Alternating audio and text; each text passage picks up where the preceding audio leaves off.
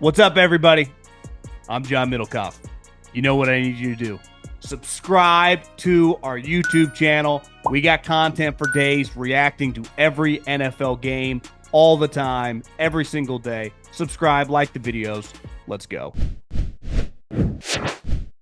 What is going on, everybody? How are we doing? Hopefully, everyone is having a great day out there in the real world. And today I thought we would do just a massive mailbag. I got a million questions.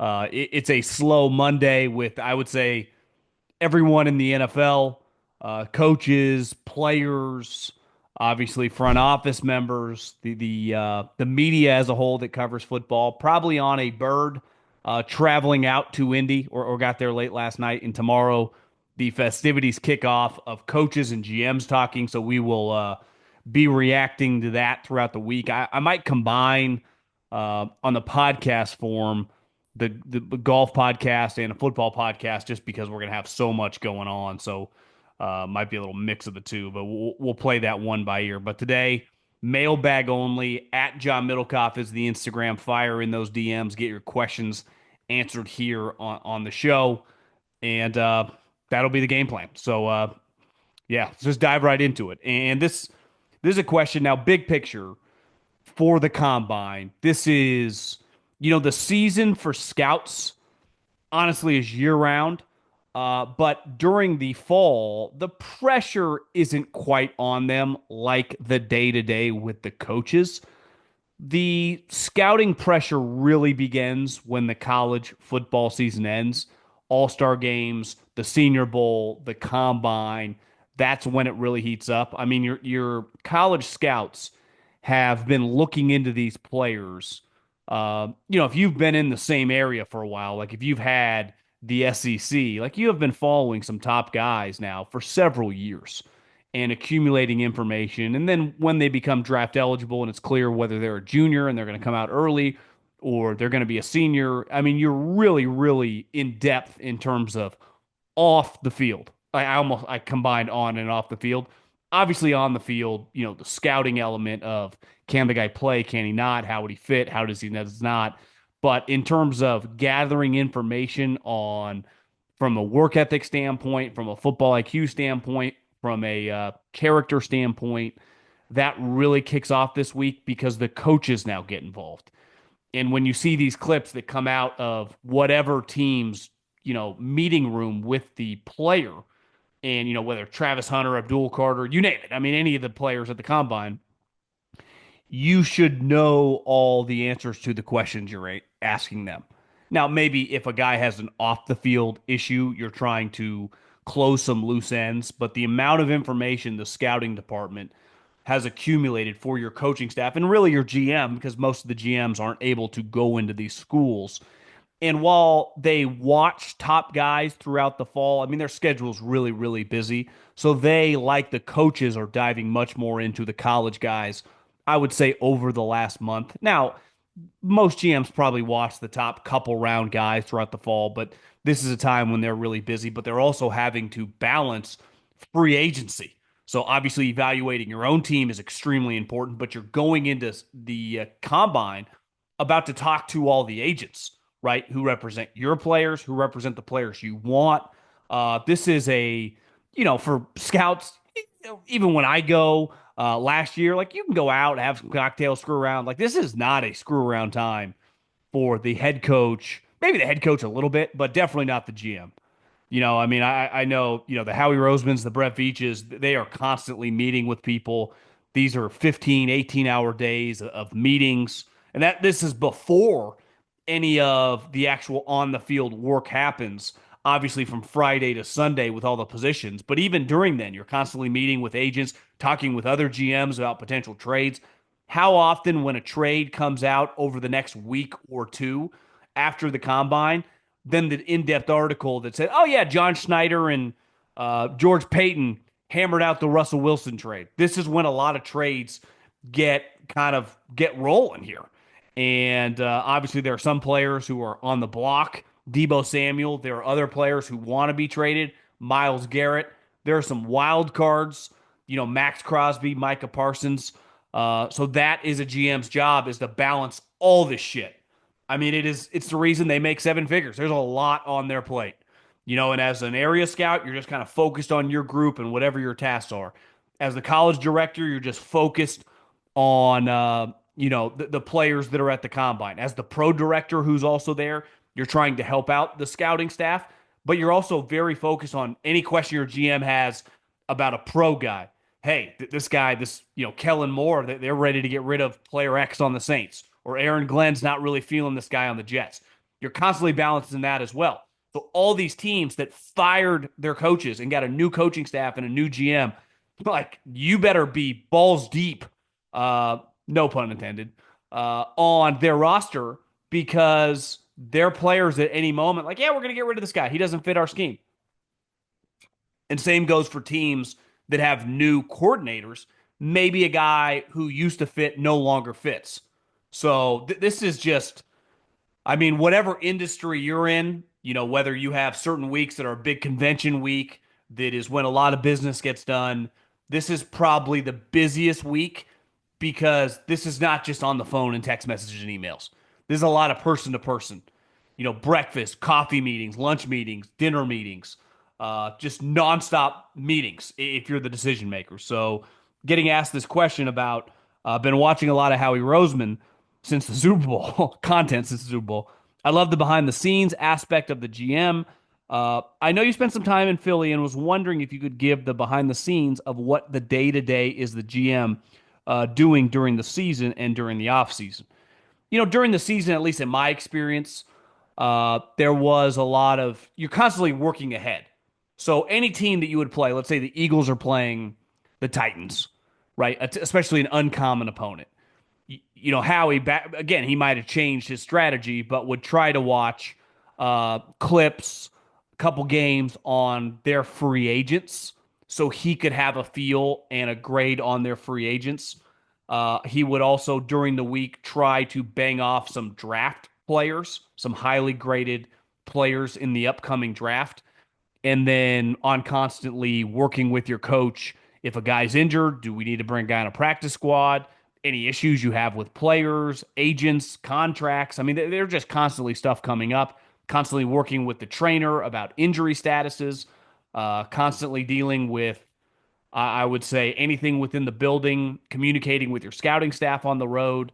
So it probably changes from team to team, but trying to get ahead because once the season ends, you can't just watch every free agent, right? You can't just watch every draft pick. Now you can go back and do more work, but you would like to lay a groundwork during the fall of banging out all the free agents, banging out most of the top draft picks, and then as a GM, you're constantly working with your coach about the week to week when a guy gets injured, a guy gets in trouble, helping them out is any way possible. And then obviously, like we just talked about, once there's like a pretty clear process, obviously, if you make the Super Bowl, you're not going to the Senior Bowl. But 90% of the time, when you're not going to the Super Bowl, I guess, unless you're Veach, even Howie's been a two of three, you're going to the Senior Bowl, you're banging off all those guys, you're starting to meet with agents. And then there's just a process that leads right through to, free agency becomes before the draft. So while the combine is extremely important, you basically get 60 interviews. You have gone over, probably for the Eagles and the Chiefs over the last 10 days, who you want to interview at the combine in those 15-minute meetings. So you've put that together. You have kind of put together ideas with your scouting staff about pro guys who on your team. So if you're Howie, do we want to try to keep Milton or Mekhi Becton, or how we're going to handle the Zach Bond situation?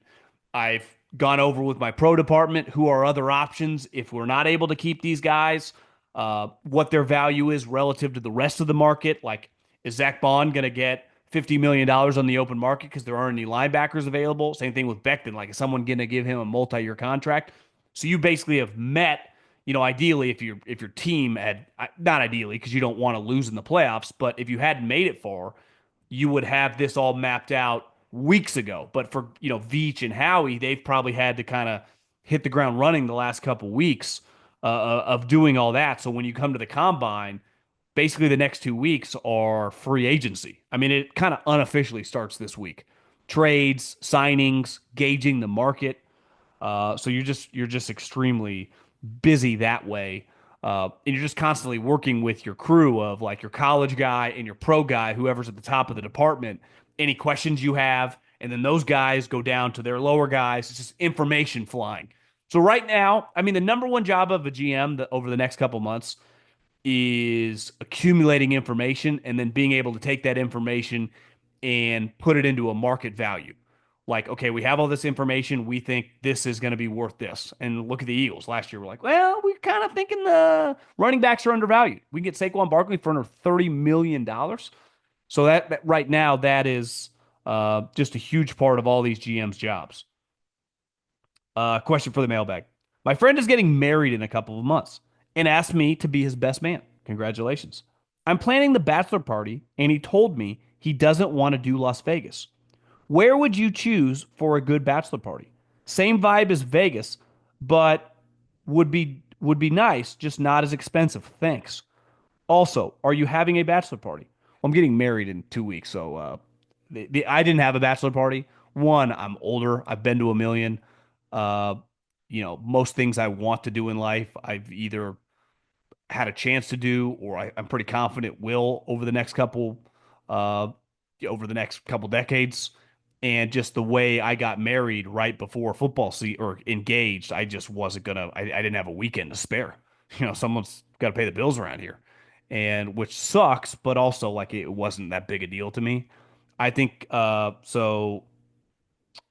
I think the key to a bachelor party, like when you say Vegas, now Vegas, I read an article on I think of the Wall Street Journal. Vegas is actually extremely more expensive.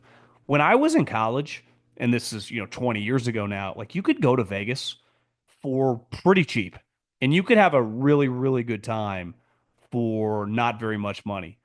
This article was actually just specifically on the Fountain Blue, but like Vegas is kind of hurting because their price points have gone so high that people are just like, especially gambling's legal.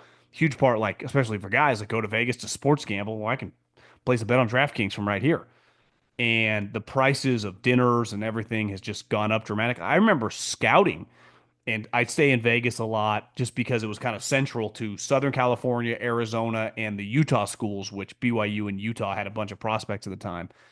And I remember you could stay at the Marriott for like 59.99. And obviously inflation times have changed, but Vegas is really expensive. But I got news for you. Most fun places are pretty expensive. Like you could come to Scottsdale and have a equally as good of a time. There is a casino talking stick. You can get an Airbnb. You can play golf, but like it's not cheap. It's not you're not going to be able to do this on a bargain deal. I would say the one thing you got to be careful of is, when you get a bunch of people together, the dinners can be complicated, and if you go to a nice steak dinner, it all also depends on where you guys are at in your financial situations. Like if most people are in their 20s, uh, give or take, everyone's around the same kind of level money wise. Maybe there's one dude that's just crushing. It's like, God, this guy's making what? And we're all making like 70 grand. But I think the older you get when you find yourselves in situations like this, like especially when you get my age, you can get huge discrepancies with earners. You can get a couple company owners and a couple guys that are, really struggling. And then that's where it can kind of get out of whack. Ideally, people just take care of other people, but it can be complicated. So, listen, I'm a West Coast guy. I guess I went to a bachelor party in Nashville, back in 2018. That was actually pretty sweet. You go to Nashville, again, Nashville's pretty expensive now. So I think I recommend Scottsdale. But again, it depends. I don't know if you plan on going to Vegas, maybe you live on the West Coast. Uh, but I think you got to be just these parties now, if you want to go to a club at night, if you want to do something kind of fun, it's probably not going to be cheap relative to what you have in your mind that it used to be. But it's one of those situations that, you'll look back as you get older. It's like, whatever. If your budget was 1,000 and you spend 1,500, you're not going to lose sleep over it as time goes on. So I would say if you're the best man, just enjoy yourself. My brothers, we went to Bandon Dunes. Uh, that was pretty fun, actually. I need to go back. I hope that's answered your question. Lifelong Saints fan. I went to games when folks wore paper bags and we were known as the Aints. A lot of kids listen to this. Can't even relate to that. I lived through the Breeze years. What do we need to recapture the glory?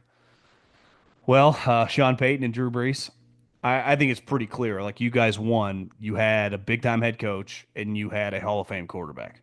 So if I tell any team that you are going to get a big time head coach and a Hall of Fame quarterback, like you're going to be in pretty good shape. And I just think you're going to need Kellen Moore to be a top 12 coach, and you're going to have to find a quarterback. And whether he can just resurrect Derek. I mean, Derek's not the answer to be Drew Brees, but if he can just be solid, like he has played on playoff teams before. So can you get better production? You got to keep him healthy. He's been banged up out of Derek. Because if you can, like I would say the Saints division, I got a buddy on the staff who actually thinks they're better than people think. They had so many injuries. They're probably not as good as they were those first couple weeks, but I picked them to win the division last year. Now, clearly was wrong.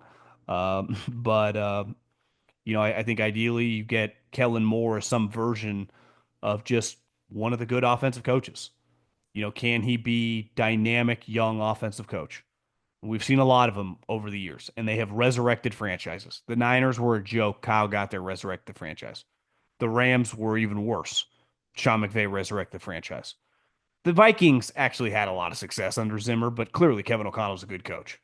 LaFleur's a good coach. Like if he can be in that vein, you're going to be okay. Who's scoring big in the NBA this season? You are. With the all new ways to get in on the action at DraftKings Sportsbook, an official sports betting partner of the NBA. From dunks to assists to rebounds, get behind your favorite player and the prop bets you can make on DraftKings, the home of NBA player props. Ready to place your first bet? Try betting on something simple, like picking how many points your favorite player will have. Go to DraftKings Sportsbook and make your first pick. First time? Here's something special just for you. New DraftKings customers bet $5 to get $150 in bonus bets instantly. Take it to the rack with DraftKings Sportsbook. Every point counts. Download the DraftKings Sportsbook app and use the code JOHN, that's code JOHN, for new customers to get $150 in bonus bets when you bet just $5. Only on DraftKings. The crown is yours. I know you were a scout, so did you have an expertise on a certain position? Additionally, what makes certain positions risky to draft, like wide receivers in the first round? Uh, I did not have an expertise. I would say most times when I don't know how it works for other sports, but if you just are the West Coast scout or a pro scout, you evaluate every position. Now, like anything, any business, you are better at certain things than others, right? So you are more comfortable doing certain things than you are, uh, some people excel in those things that you're weak at. And it's no different than evaluating positions, right? Some people are just better at evaluating the line of scrimmage than are worse evaluating skill guys. Obviously, the quarterback is challenging. There are very, very few people that can do it. I always thought the defensive backfield, corners and safeties can be challenging because you got to factor in, it's easy to evaluate their like physical characteristics, speed, athleticism, tackling, but in terms of how you play in certain coverages, like that becomes very, very nuanced. And I never felt that comfortable doing DBs, but most other positions, definitely the front seven and anything offense, I thought I was pretty good at. NFL fan from London, big fan of the show. Have a question for the mailbag. Do you think we will ever see an influx of elite international players in the NFL in the same way we've seen in baseball and basketball? No. Partly because you play baseball in Japan. You play baseball in Southern America. I mean, it's a really big deal in a lot of places. Basketball, like they have a European league. I think Luka was the MVP of the league. So we have a long history now of these European basketball players excelling in the NBA, becoming Hall of Famers. I mean, Dirk was an MVP. Uh, it just has a long, long history because they play in other parts of the country. And that is just not true for football. I mean, I would say the best story right now in the NFL, of an international player, you could argue ever, is Jordan Mailata. He had never played football before. So it was basically just evaluating him off what he could be because he was enormous and athletic. But if guys like that, there was a football league where they literally played football, even if the rules were a little different, but it was still 11 on 11. I think there would be more of them, but it doesn't parallel those other sports because they play them internationally, right? It's like, why is historically golf, right? Think how many guys come from across the pond. Same thing with tennis. It's not, to me, those the individual sports, tennis, golf, are a lot like basketball and baseball. These other countries take them really, really seriously. I mean, Japan loves baseball. Like Dominican and some of these places, they love baseball. Clearly, in Europe and certain countries, basketball is a huge deal. Spain, Australia, some of these Eastern kind of European. Where's Serbia? Where is that where Jokic is from? But like that's just not true in the NFL. I'm sure if we saw some body types of dudes over in like Russia, it's like, yeah, this guy probably could play like guard. But like, when are you ever going to find this guy? So I don't think it'll ever be quite like that. As a Lions fan, my number one concern next year is player health. The Lions had what felt like an unprecedented injury situation. In the past few days, I've also seen some critiques of the Minnesota Wild medical staff that worked with the American team at the Four Nations, given Charlie McAvoy and Matthew Kachuk's injury potentially being mishandled. My question is this: what sort of variation do NFL teams have among their medical staff? Should a team like the Lions be examining their injury prevention and recovery system, or is it just bad luck? Well, I would say two of the teams that I follow the closest in football are the 49ers and the Philadelphia Eagles. And both teams, over the course of the last 5 or 6 years, have blown people out because of injuries when it came to the medical staff. Now, I think you could look at it. I mean, the Eagles fired Paul DeLuca, who's the team doctor, and brought him back. And he was the doctor when I was there. He was a doctor for a long time. They had a bunch of injuries. Someone had to, get the finger pointed at him. I think sometimes that's an easy one to just blame the strength staff or the doctor. I saw it with the 49ers. It's like, well, maybe you just like tackle in practice and it just wears on people. Again, I'm just guessing. Or maybe it's just like you just had a flip of a coin bad year.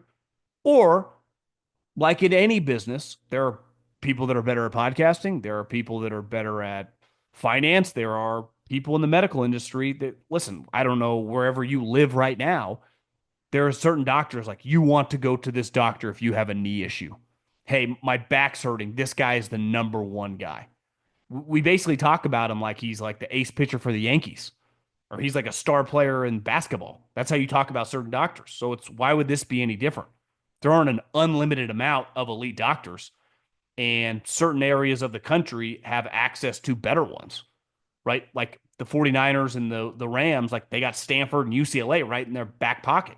So in theory, you would be like, well, we go to UCLA Med, get their number one guy. What if their number one guy, not that big a football fan, doesn't want to do it? So I've always thought it can be a little mixture of both. Sometimes it's truly unlucky, and probably certain hires are better than others, and certain people are more talented at their field than others. But I think big picture in football, listen, there's always been injuries in the sport. Like there have always been teams. You go back to the 50s, you go to the 80s, you go to the 90s that have had a year like the Lions where everyone gets injured. Now, it does feel on the whole like people get injured more now than ever. I don't actually think it's even close when it comes to hamstrings, when it comes to ACLs. My theory, didn't go to medical school, just went to a couple state schools in California and watched a lot of football, is forever in football up till 2011, you had double days and you worked on your body playing football on the field. And guys worked out in the offseason, but not nearly like they do now. And I would guess there is some correlation of you've never played less football. Most teams don't even wear pads in the season, right? But you train, you guys. See Christian McCaffrey on Instagram. He trains like 365 days a year, and I think he's mentioned like I probably got to lighten up because you're training for football more than you're even playing. And then in training camp, especially once you become a really good player, teams are very hesitant with you. In fairness, because I'm paying you 30, 40, $50 million a year. Then I get to a game. I don't really play in the preseason. I get to a game where it's just full speed, full tackle. Yet I haven't done any of that. Like September 10th, it starts, or whenever the date is week one. Yet from the end of the season, let's say January 7th or mid January, if I'm a playoff team, I have not really played football, not to the level in which the game. Yet in fighting, for example, you spar constantly. I mean, look at hockey. The only way to play hockey, and PK Subban's been going on these rants, is you just kind of got to play. Where in football, in training camp, you can play football, but you can do what they call thud or, kind of two-hand touch off, where it's like, I impact you, but I'm not taking you to the ground. There is a huge difference, and I've gone to a lot of training camp practices over the last decade. That, which is still like really impressive to watch, Debo Samuel contact Fred Warner in the open field. Like it's still a collision. If it was me or you, we'd go flying. They hit each other and they keep moving. We're in a game that would be a tackle. And I just think that for a long period of time, you played football in training camp and you trained the calluses of your body, and that no longer happens. And you can't convince me that that hasn't had, I would say, a negative impact when it comes to injuries, more than the doctor and more than the training. Can I tell you about my friends at Mando? They've taken care of me for a long time now. And listen, it's Arizona. It gets really hot, and I get very sweaty. And that's where my friends at Mando, they come in with the deodorant wipes. How about the deodorant spray? And just the whole body deodorant that you just put a little bit on. You can put it under your pitch. You can put it on your arms. You can put it on your balls. And I cannot recommend it enough. It's clinically proven to block odor all day. No one wants to smell. Created by a doctor, all products, baking soda free. So clinically proven to control odor better than a shower with soap. How do you beat that? 12 hours after a shower, you're still smelling good. I cannot recommend these guys enough. Mando Starter Pack is perfect for new customers. It comes with a solid stick of deodorant, cream tube deodorant, 2 free products of your choice, like mini body wash and deodorant wipes. Love those wipes. And free shipping. As a special offer for our listeners, new customers get $5 off a starter pack with our exclusive code. That equates to over 40% off starter pack using the code JOHN, that's JOHN, at shopmando.com. That's SHOPMANDO.com. Please support our show and tell them we sent you. Smell fresher, stay drier, and boost your confidence from head to toe with Mando. Question for the pod. Last year, Sean Payton and the Broncos were criticized by the national media for drafting Knicks. Heading into the season, they were almost universally ranked as one of the 5 worst teams in the league. However, they proved the doubters wrong with a double-digit winning season, a playoff berth, and 34 total touchdowns for Bo Nix. 3rd most all-time for a rookie quarterback. It's a good stat. I didn't know that.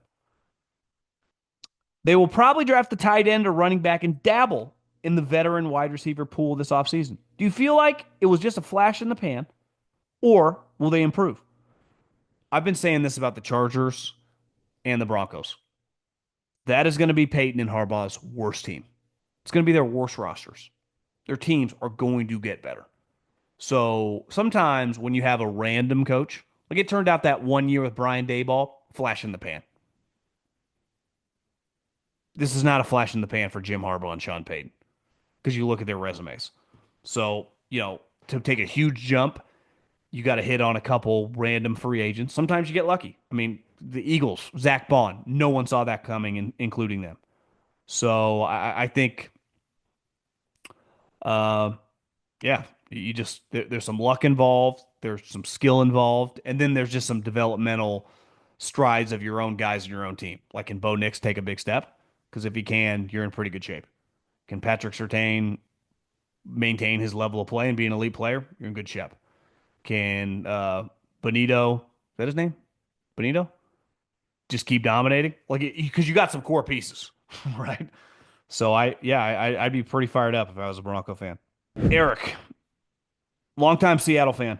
Geno has an aggressive agent, and they've asked for extensions and or rework deals after the 22 season and the 23 season, which they didn't get.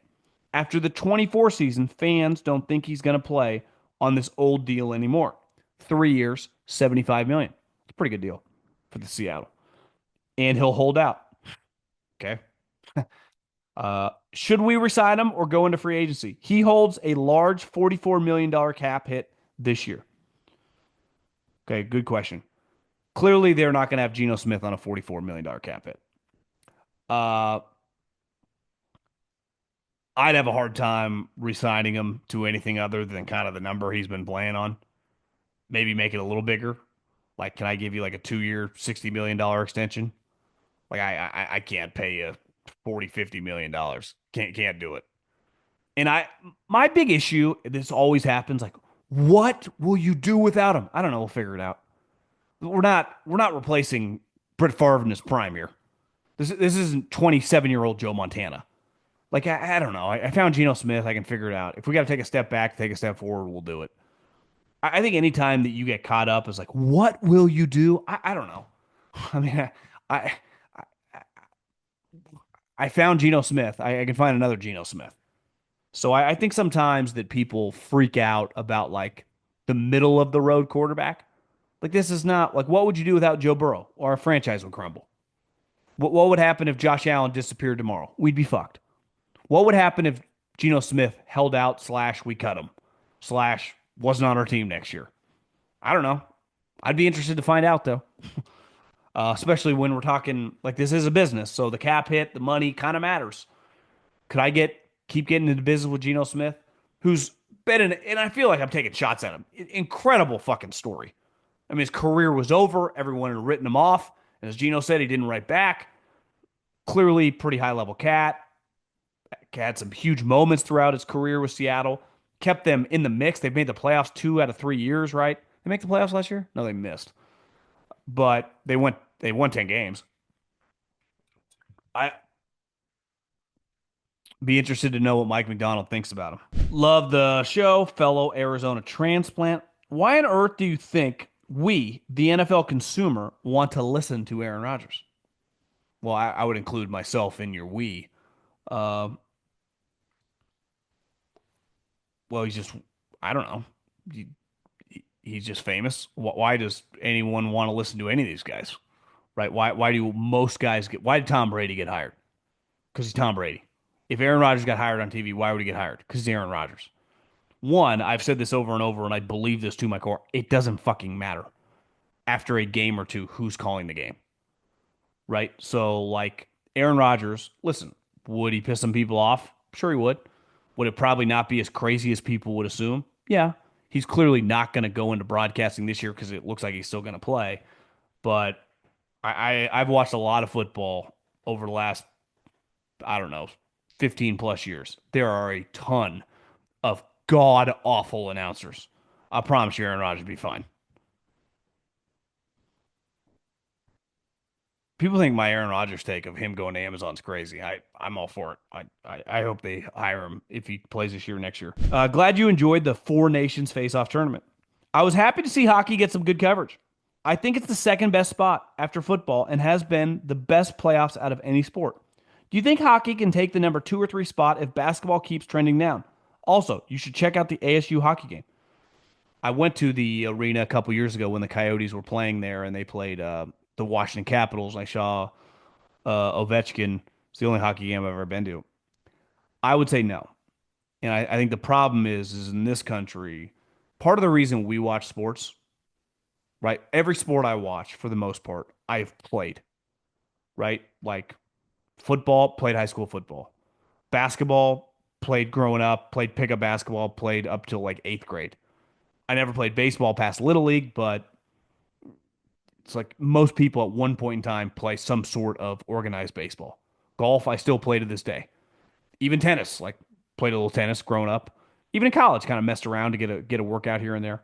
So most things that I have watched, I have played in a lot of them like on teams or with other people in a semi-serious environment.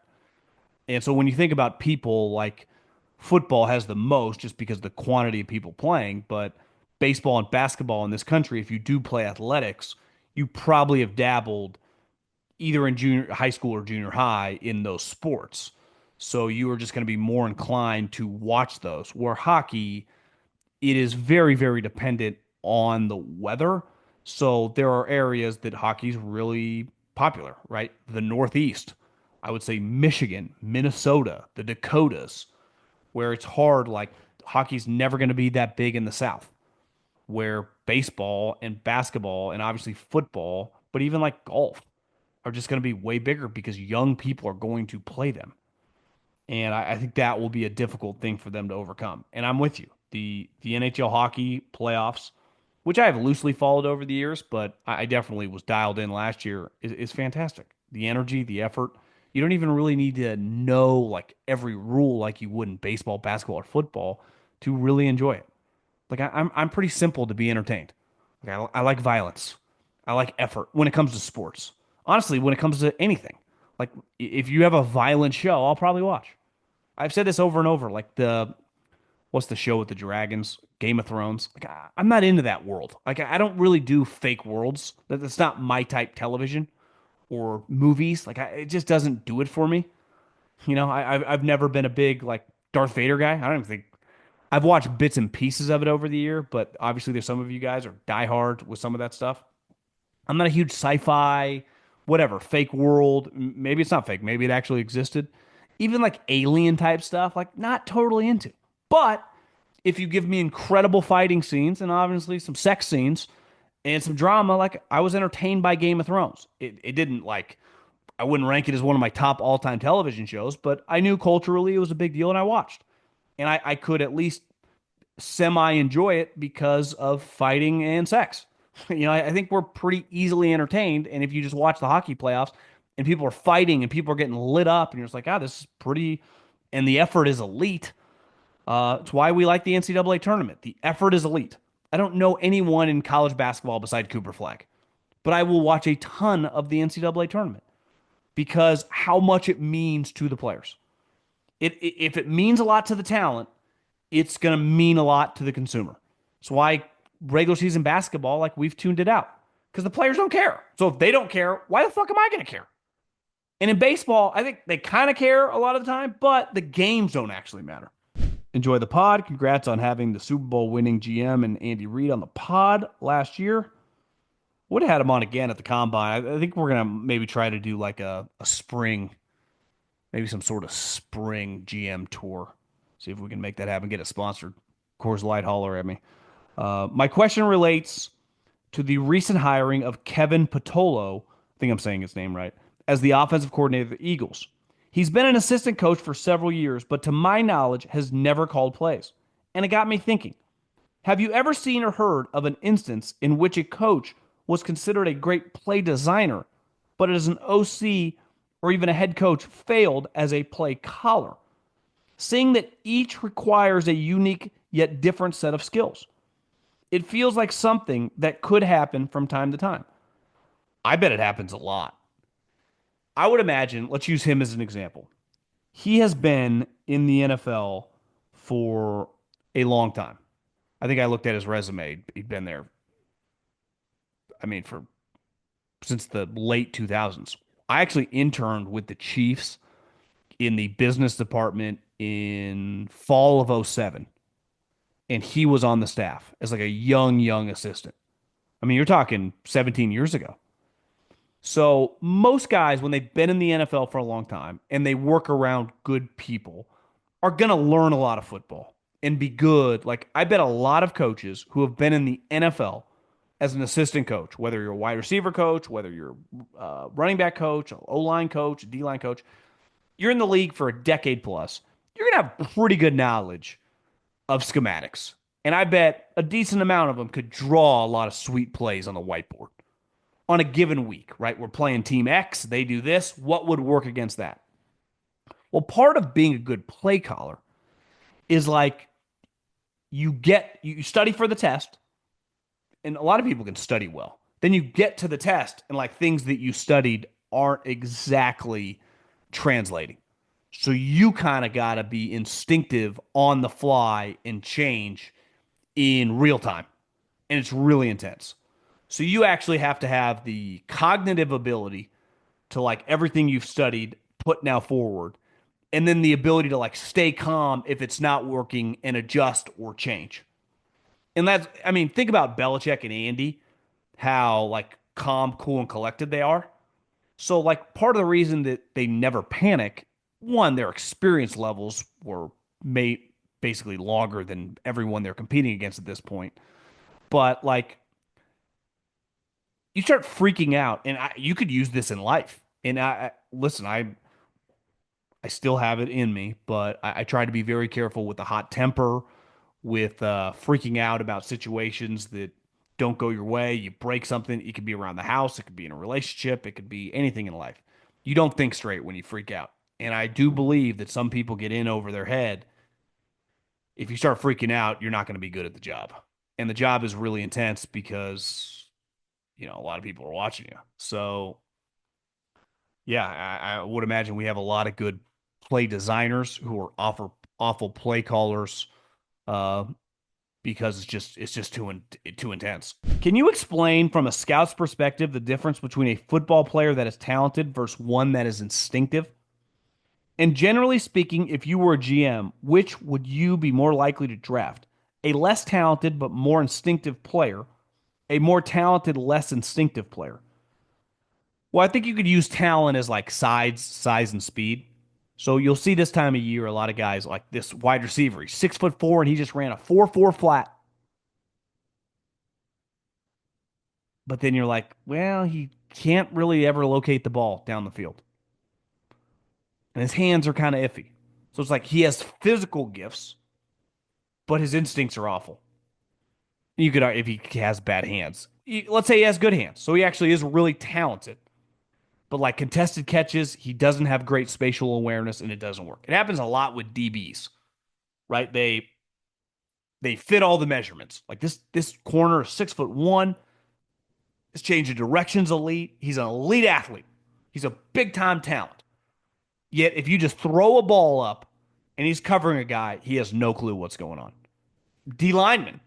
You see a lot of D linemen. It's like this guy looks like Tarzan. And then he plays like Jane. Why? Because like his feel for like when to make a move, his instincts playing the position. Think about most of the good defensive linemen. Their instincts are elite. Aaron Donald, J.J. Watt, T.J. Watt, the Bosa brothers when they're healthy, Khalil Mack. Like they're just natural. They have a good feel for it. And instincts, it's hard to quantify. It's why you see some draft busts is because if you don't have instincts to play a position, I say this all quarterback, playmaking instincts. Mahomes is elite at it. Jalen's pretty good at it when he's playing well. Josh Allen's and Lamar, they have elite instincts. So ideally, you got to get both, but you can get by. Like I can take a talented offensive guard and kind of figure it out if his instincts aren't great. It's hard to play linebacker if you don't have good instincts. It's impossible to play DB, I think, if you don't have good instincts and be good. You can get by at wide receiver if you're really talented because I can kind of scheme you open. But instincts in football are extremely important. Women's sports question for you. Why doesn't the WNBA and soccer play in smaller market cities without professional men's teams to help drive ticket prices and interest? Basically, play in cities that have all the other minor league teams and they play in smaller arenas. Just talking with my wife about it, it seems pretty obvious. Their games would be the event in the city, like Spokane, Washington, or some shit. It's a good question. I'll be completely honest. I've never spent 1 second thinking about that. Now, I'm not a huge, well, let's face it, I don't watch any women's sports. I'd say the most women's sports I've ever watched, beside like Team USA soccer, maybe over the years, has been some Caitlin Clark playing hoops. But I've never thought about their business model. Let's face it. I mean, the WNBA exists because of the NBA. They have never in the history of their league pulled a profit. So, like, obviously, in a lot of industries, some businesses subsidize other parts of their business. I would say most Businesses like the WNBA could not have gone on for 3 decades losing money while their employees complained about not flying private and not making enough money when they literally never generated any money. Now with Caitlin Clark boom, you would think they would have the opportunity to make money, but then everyone in the league is pissed off and thinks she gets too much shine. It's like, guys, it's just supply and demand. And for whatever reason, there is a lot of demand for her. And it's like, well, she's a white girl. There have been a lot of white chicks in the WNBA that you couldn't have paid any fucking person I know to watch them dribble the basketball one time. So it's like, I don't know. She reminded people of Steph Curry, the way she played. And it's like they're pushing back against it. So I actually think playing in areas where there's, for the WNBA, where NBA is, that means basketball should be popular in theory, is probably the right way to go. But I think WNBA, besides Caitlin Clark, has a lot of issues. Just because everyone, like, you could argue if they hate on her, it only makes her more popular. But what they experienced last year was like, you guys are clueless. But I mean, they everyone in that business has literally never had to make a profit to maintain their job, which wouldn't exist for me or you or most people, you know, 3 decades in. Um, I've noticed that player success in the NFL depends a lot on external factors, coaching, scheme, supporting cast, team environment. As a Panther fan, I followed Bryce Young and CJ Stroud debate closely. And one thing I keep hearing is that we'll never truly know if Stroud would have succeeded in Carolina the way he has in Houston. It raises a bigger question. How do we determine whether a player is capable of succeeding anywhere versus somehow whose success or struggles is mostly a product of their situation? For example, let's be clear. Guys like Mahomes, Lamar, Burrow, and Allen have transcendent talent. But when evaluating someone like Bryce Young, how do we separate the individual ability from the circumstances around him? On the flip side, we've seen cases like Baker Mayfield, who struggled in certain environments but has found success in the right system, and Josh Rosen. Josh wasn't good enough. It's a question that will never go away because we'll never be able to quantify it. I think it's easy to go, Patrick Mahomes would have been Patrick Mahomes wherever. Probably not. Now, would he have been good? Yeah. I would imagine he would have been a long time starter and had a lot of good moments. But he'd be the first to tell you, I got extremely lucky that Andy Reid called me on draft night and said, we are drafting you, Patrick.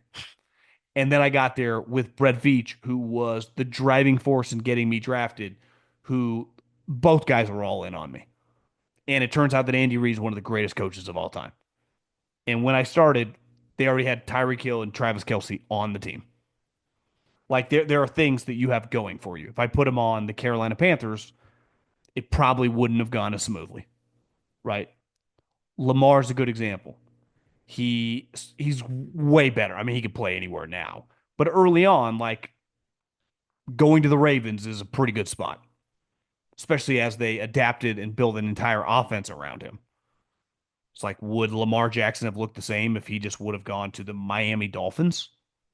I think we would doubt that. But these are quite, we can never, who knows? Like, how many points would prime Michael Jordan score today? I'm pretty sure he'd average 45. I think he'd average a lot, right? It's like, or a better example would be like, well, the entire league's gone small. What would like 1996 Shaquille O'Neal do in the not WNBA, fuck, the NBA? It'd be a problem for people, right? But this is what makes sports fun. We don't know the answer to any of these ever. It's incredible hypotheticals. We can talk till we're blue in the face, and we will never get a resolution. There will never be a an outcome. Listen, one of my favorite topics. Let's redraft 2014. Okay, let's redraft 2014. In the history of sports, there has never been an actual redraft after the fact, like 5 years later. Well, if we redrafted now, Micah Parsons, well, yeah, he went 12 and he's on the Dallas Cowboys. So, like, if we redrafted, of course, he'd go number two. But that's not happening. Big fan from Canada. Been following since you were rocking Tito's with Haberman a few years back. I mean, no disrespect. Uh, I'm a Niner fan and always wondered what deal is with the Bay Area serving softball questions to Kyle and company.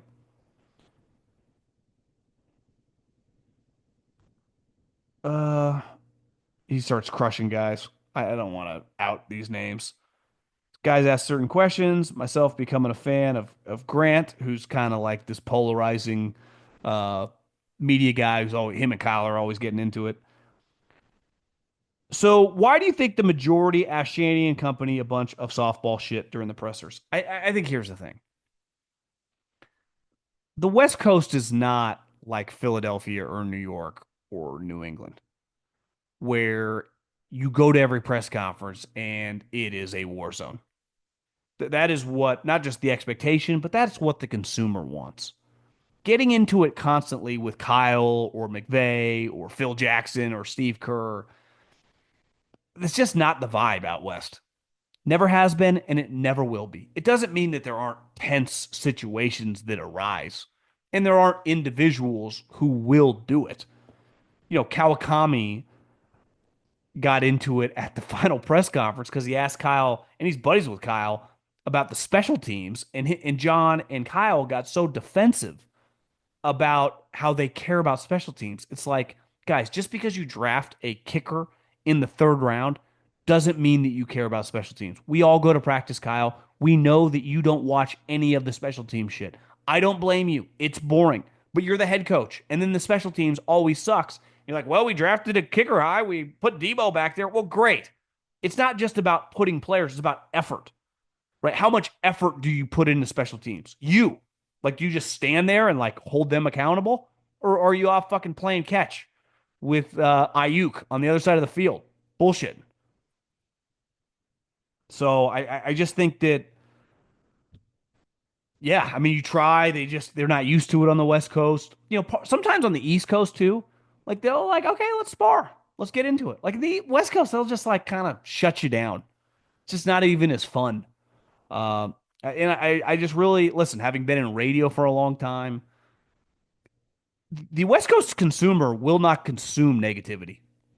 They just won't. Like they will in Philly, in Washington, in Detroit, in New York, in Boston. Like they kind of yearn for them.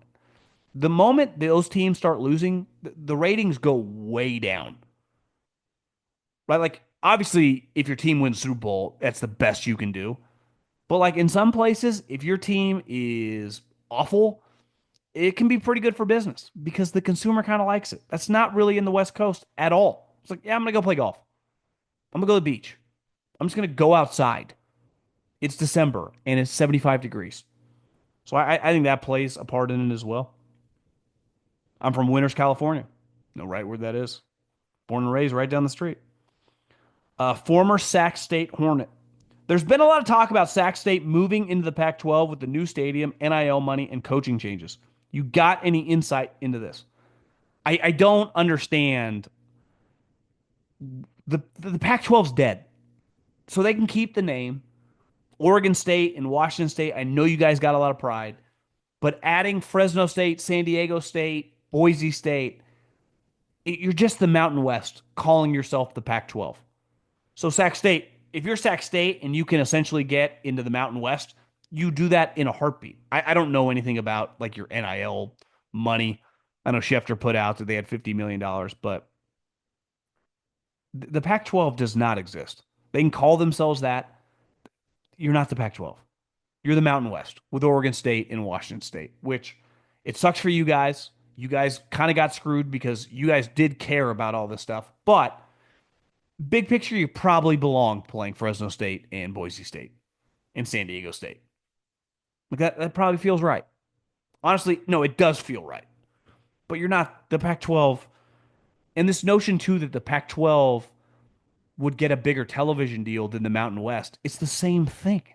Part of the reason that you would get a big deal with the Pac 12 is that you had Oregon and SC and Arizona. Well, all those teams are gone. If Andrew Luck had never retired, would he be neck and neck with Mahomes? Or would he be at the top of tier two with Allen, Jackson, and Burrow? Or would he be somewhere else? Uh, I mean, I don't know. This is what makes sports so fun. Great hypothetical. I think Andrew Luck was. every bit as good as these guys you're listing.